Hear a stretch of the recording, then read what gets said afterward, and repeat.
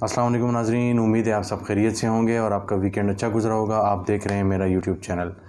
और आपने कल सारी रात और उसके बाद जो बैरून मुल्क पाकिस्तानी है रात गए तक उन्होंने पाकिस्तान के अंदर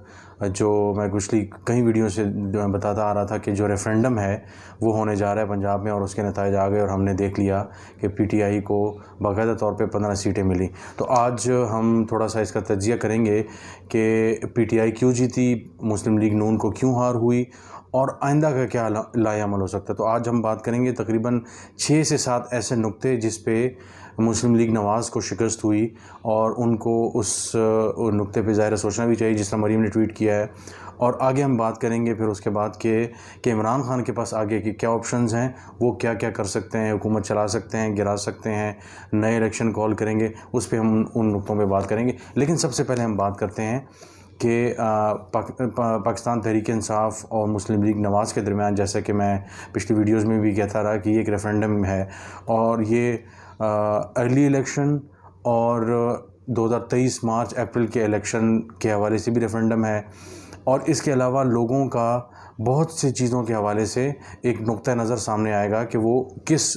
जो है वो नुक्ता नज़र को बाई करते हैं या वो लेते हैं। तो सबसे पहले मैं जिन 6 नुकात जो मैंने नोट किए हैं और आपको वो बताने हैं कि जो उनकी जो शिकस्त की वजूहात हैं वो क्या हैं। तो सबसे पहले तो हम शुरू करते हैं कि जब फरवरी में ये सारा सिलसिला चलना शुरू हुआ नो कॉन्फिडेंस मोशन का, यानी तहरीक अदम एतमाद का जब सिलसिला जब शुरू हुआ तो वो मामला था कि जहाँ पे पीडीएम एज़ अ होल और उसके बाद मुस्लिम लीग नून बतौर ख़ास वो इस्तेमाल होगी इस्टेब्लिशमेंट के हाथों और ये शायद उनकी बहुत बड़ी गलती थी और वो डेस्परेट हुए थे कि किसी तरीके से इमरान खान को निकाला जाए। उनका ख्याल था कि नवंबर में आर्मी चीफ़ की जो तैनाती है अगर वो इमरान खान कर देते हैं और अगर वो अपनी पसंद का बंदा लगा देते हैं तो आइंदा के 5 साल भी इमरान खान के हो जाएंगे। और ये खौफ कहा यह जाता है कि इस्टेब्लिशमेंट के कुछ लोगों ने भी उनके दिनों में, उनके दिमागों में, दिलों में डाला, जिसकी वजह से उनके उसमें शिद्दत आ गई और उन्होंने डेस्परेट होकर वो फ़ैसला किया कि तहरीक अदम एतमाद को लेके आगे किया जाए और बाकायदा फिर उसमें ज़ाहिर इस्टेब्लिशमेंट की समहाउ सपोर्ट भी हासिल थी कि हमने देखा कि एमक्यूएम और बाकी जो दीगर जो माइनॉरिटी की पार्टीज़ हैं और जो लोग हैं वो उनसे हट गए और उनकी बातों में आ गए। तो बज़ाहिर इमरान खान की हुकूमत चली गई, सारा कुछ हो गया, अच्छा था। लेकिन जब आपने किसी को धक्का दिया है, किसी से छीन कर हुकूमत ली है, तो और स्पेशली जब आपका मुखालिफ इमरान खान है तो आपको सोचना चाहिए था कि आपने किस किस्म का स्टेप लिया है। और स्पेशली जब आप गुस्से में, टेंशन में और परेशानी में जब आप कोई फ़ैसला लेते हैं, डेस्परेट होकर फ़ैसला लेते हैं, तो फिर उसके नताइज भी ख़तरनाक होते हैं। तो बहरहाल छोटा सा टाइम था इनके पास। ऑन मार्च अप्रैल में हमने देखा कि हुकूमत तब्दील हो गई, उसके बाद अप्रैल से अब ये जुलाई का महीना चल रहा है। इसके दौरान हमने देखा पंजाब में क्या कुछ नहीं हुआ, इस्लामाबाद में क्या कुछ नहीं हुआ, लेकिन इन्होंने कोशिश ये की कि इमरान खान के ख़िलाफ़ उसका जो अमरीका की मुखालिफ बयानिया है उसको इस्टेब्लिशमेंट के साथ मिलकर किसी तौर पे ख़त्म किया जाए और बाकायदा तौर पे कोशिश की कि जो एंटी अमेरिकन जो उसका नैरेटिव है उसको ख़राब किया जाए। अदालती फ़ैसले आ गए और इन्होंने अपनी एक नेशनल सिक्योरिटी का फ़ैसला भी बुला लिया, लेकिन किसी तौर पे ये मामला ठंडा होने का नाम नहीं ले रहा था और उसकी कई वजूहात थी। उसकी एक वजह ये थी कि मुस्लिम लीग नून का आखिरी दम तक, फरवरी तक एंटी इस्टेब्लिशमेंट नैरेटिव था और ये नैरेटिव था कि इमरान खान को लाने वाले और बाकायदा तौर पे जनरल बाजवा, जनरल फैज़ का नाम लेते थे, नवाज़ शरीफ साहब और मरियम वगैरह और इवन फजलुर रहमान वगैरह सब बाकायदा तौर पे नाम लेते थे, ताने देते थे। तो फरवरी तक सारी जो पीडीएम थी वो एंटी इस्टेब्लिशमेंट थी और फरवरी के ऑनवर्ड जब चीज़ मेच्योर होना शुरू हो गई तो वो प्रो इस्टेब्लिशमेंट हो गए, उन्होंने फ़ौज को डिफेंड करना शुरू कर दिया। तो आम जो वर्कर और वोटर था वो कंफ्यूज हो गया कि अभी 3.5 साल तक तो ये एंटी इस्टेब्लिशमेंट थे सारे और अब अचानक ये जो है वो प्रो इस्टेब्लिशमेंट हो गए। तो वोटर को अचानक कोई इस बात की समझ नहीं आई और उसके बाद फिर ऑनवर्ड जो मामलात हुए, हमने देखा कि महंगाई बढ़ी, आलमी मार्केट में तेल की कीमतें इमरान खान के ज़माने से बढ़ना शुरू हुई, उसने कैप कर दिया। ज़ाहिर है एक इकनॉमिकली गलत फ़ैसला था, लेकिन अवामी एक पॉपुलर फ़ैसला था, वो उन्होंने ले लिया। उसके बाद कीमतें बढ़ती रही, 45 दिन उन्होंने कोई फ़ैसला नहीं किया, और उसके बाद ये हुआ कि मामला बढ़ता गया, और उसके बाद अचानक उन्हें 98 रुपये कीमतें बढ़ानी पड़ी। आखिर में आके उन्होंने बादिल नख्वासा तौर पे 18 रुपये पेट्रोल की कीमत और कोई 30 रुपये डीज़ल की कीमत कम की, लेकिन उससे कुछ बड़ा फ़र्क नहीं पड़ा। जो डैमेज होना था वो हो चुका था। चीज़ों की कीमतें बढ़ गई, ट्रांसपोर्ट की कीमतें बढ़ गई। तो लोगों को अंदाज़ा हुआ कि अगर वो सेलेक्टेड था, जैसा भी था,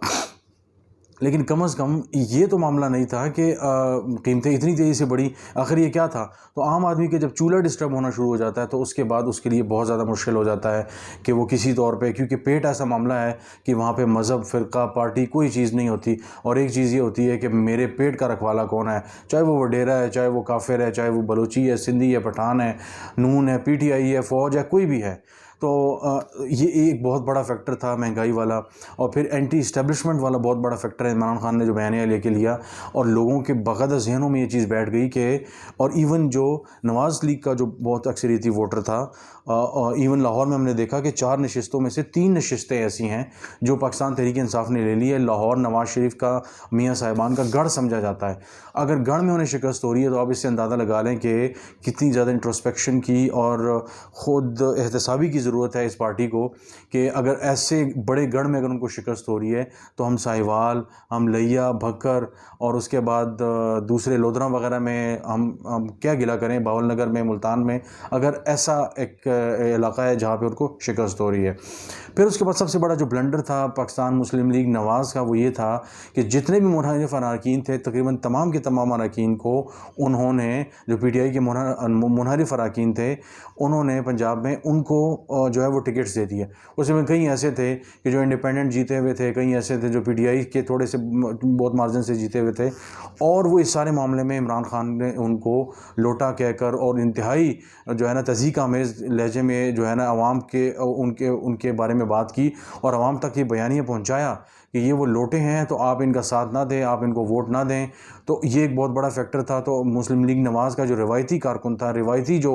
बंदा सामने आना चाहिए था, वो सामने नहीं आया, क्योंकि उनकी मजबूरी थी कि उन्होंने, जिन लोगों ने उनका साथ दिया था, जो जिसे टर्न कोड कहा जाता है, जो उन्होंने पार्टी चेंज की इमरान खान के ख़िलाफ़, उनको उन्होंने वोट दिया, और उसके बाद उनको खमियाजा भुगतना पड़ा। जो असल नून लीग के वर्कर वगैरह थे, उनको उस तरह जो है फ़तह नहीं मिल सकी। तो 15 सीटें मिल गई इमरान खान को, और इसके बाद हमने देखा कि 3 सीटें मिल गई, तकरीबन 4 सीटें मिल गई मुस्लिम लीग नवाज़ को, और 1 इंडिपेंडेंट जीता। तो ये एक ऐसा ये मामला है। अच्छा, उसके बाद फिर हमने देखा कि ये मैं इससे पहले ज़िक्र भी करता रहा हूँ पिछली वीडियोस में, कि जो हाउस ऑफ शरीफ है वो बहुत ज़्यादा डिवाइडेड है।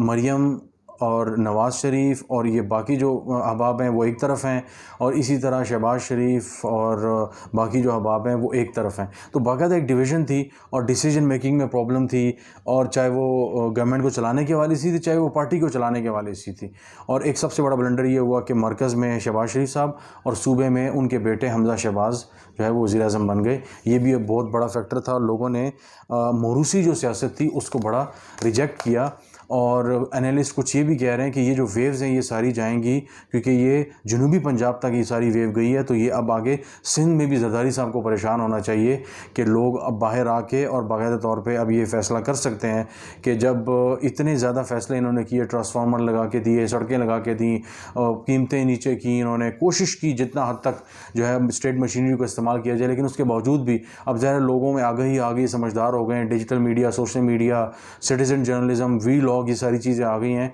रिवायती मीडिया से आके टिकटॉक वगैरह पे लोगों के पास मालूमात अब पहुंच रही हैं। लोगों को समझ आ रही है कि जिनको हमने दिहाइयों सपोर्ट किया उनसे हमें क्या मिला। तो सिंध में भी खदशा ज़ाहिर किया जा रहा है कि एक बहुत बड़ी ये जो वेव है ये ट्रांसफॉर्म हो सकती है, और आने वाले इलेक्शन में ये बहुत बड़ा ख़तरा है जरदारी साहब के लिए भी, और उनको भी परेशान होने की ज़रूरत है। अच्छा, तो ये तो मैंने सारे आपको नुक्ते बता दिए कि वो नुक्ते थे कि जो इमरान खान के लिए कामयाब साबित हुए। ज़ाहिर है उसमें इमरान खान ने एंटी जो यूएस नैरेटिव था वो इस्तेमाल किया कि इमरान खान की हुकूमत को निकाला, उसमें अमेरिका की साजिश थी। और ज़ाहिर है हमारे मुल्क में मजहबी और एंटी अमेरिका, इसराइल वगैरह इस तरह का जो नैरेटिव है या बयानी है वो भी बिकता है, तो वो बहुत अच्छे तरीके से इस्तेमाल किया इमरान खान साहब ने। अब आते हैं हम कि आइंदा का क्या अमल होगा। आइंदा क्या हो सकता है। तो एक मुमकिन तो ये है कि ज़ाहिर है पहली जो अब 20 या 22 को जो इलेक्शन होगा, जैसा कि सुप्रीम कोर्ट ने कहा है, तो इलेक्शन होगा, उसमें ज़ाहिर है वज़ीर आला का इंतखाब होगा और ज़्यादा गुमान ये है कि परवेज़ इलाही साहब होंगे। कुछ लोगों का ये कहना है कि शायद मुमकिना तौर पे इमरान खान साहब अपना बंदा भी ला सकते हैं, लेकिन शायद वो रिस्क इमरान खान साहब ना लें कि परवेज़ इलाही साहब ने ऐसे वक्त में उनका साथ दिया है, गो के बहुत से जो है वो ऑफ द जो रिकॉर्ड है इमरान खान PMLQ के बहुत ज़्यादा कोई वो अच्छी वो नहीं करते रहे, क्योंकि उनके ख्याल में ये इब्नुल वक्त हैं और जब इनको फ़ायदा मिलता है तो ये उस तरफ चले जाते हैं। और बहरहाल इन्होंने एक सख्त वक्त में जो फ़ैसला किया मुस्लिम लीग ख़ाफ़ ने चौधरी सारिक और ज़ाहिर है और एक दो और लोगों को निकाल कर, लेकिन ओवरऑल हमने देखा कि तारिक बशीर चीमा वगैरह के ये अच्छा और जो टेक्निकली और पॉलिटिकली एक बड़ा करेक्ट फ़ैसला था ये मुस्लिम लीग क़ाफ़ का। तो बहरहाल ये इमरान खान का एक ऑप्शन ये है, कल परवेज़ इलाही ने कहा है कि अगर इमरान खान कहते हैं तो हल्फ लेने के बाद मैं दोबारा असम्बली डिज़ोल्व कर सकता हूँ। तो ये जो सारा माहौल बन गया है, जो सारा नैरेटिव बन गया है, इस वक्त किसी तौर पे भी इमरान खान को जो है वो CC का इजलास है और उसमें भी फ़ैसला हो जाएगा। मेरा ये ख्याल है कि वो इलेक्शन की तरफ जाएंगे, और क्योंकि एक नैरेटिव बन चुका है, जो हवा बन चुकी है, इसमें अगर वो 1-2 महीने 3 महीने का टाइम वो लेते हैं हुकूमत करने का, तो उसमें एक नया बयानिया किसी तौर पे कहीं से भी आ सकता है अपोजिशन के पास, हुकूमत के पास। जब वो अपोजिशन में आ जाएंगे तो और जब ज़ाहिर कैंपेन इलेक्शन की स्टार्ट होगी, तो लिहाजा इमरान खान मेरा ये ख्याल है कि फ़ौरी तौर पे इलेक्शन के बारे में जाएंगे, क्योंकि अब तक जो उनकी कैंपेन थी वो यही थी कि इलेक्शन में जाया जाए, इलेक्शन में जाया जाए। तो मरकज़ में आके वो बिल्कुल हुकूमत नहीं लेंगे, क्योंकि उनके पास ऐसा उस तरह की मेजॉरिटी नहीं है। पंजाब में वो डिज़ोल्व कर देंगे, तो KP में अगर वो डिज़ोल्व करते हैं, फिर सिंध और बलूचिस्तान बन जाता है, उसका वो क्या होता है, वो असम्बलियाँ ख़त्म होती हैं। तो लेकिन ये है कि मरकज़ में शहबाज शरीफ साहब इंतहाई अब कमज़ोर हैं, और MKM किसी भी वक्त अलहदा हो सकती है, और इसके अलावा बाकी जो इत्तेहादी हैं, जो 1 और 2 3 4 वोटों की जो अक्सरियती की हुकूमत है, वो बहुत ज़्यादा ज़ाहिर उनके लिए परेशानी का बायस है। तो ये एक बहुत बड़ा फैक्टर है, और मेरा ये ख्याल है कि इमरान खान अर्ली इलेक्शन की तरफ जाएंगे। तो शुनीद ये है कि तकरीबन नवंबर तक इंतखाबात जो है वो नवंबर दिसंबर में इंतखाबात हो सकते हैं, कुछ लोगों का कहना है अक्टूबर में हो सकते हैं। बहरहाल अगर विद इन दिस मंथ, इस महीने के आखिर में अगर